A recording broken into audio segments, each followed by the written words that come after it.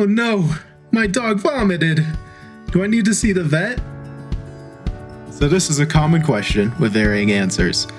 The most important things for you to check are the frequency of the vomiting and your dog's behavior. If your dog only vomits once in a 24-hour period and is acting as playful as ever, you may not need to be concerned.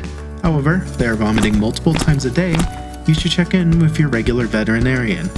You should visit the emergency vet if your dog is vomiting multiple times an hour, or if the vomiting is accompanied by abnormal behaviors such as lethargy or disinterest in eating or drinking. If you have a puppy, you should pay extra special attention as they are vulnerable to infectious diseases such as parvovirus. As always, if you are unsure, call your vet and get their opinion. You may also visit our website for more information at animalercare.com. Good luck and good health to you and your furry family members.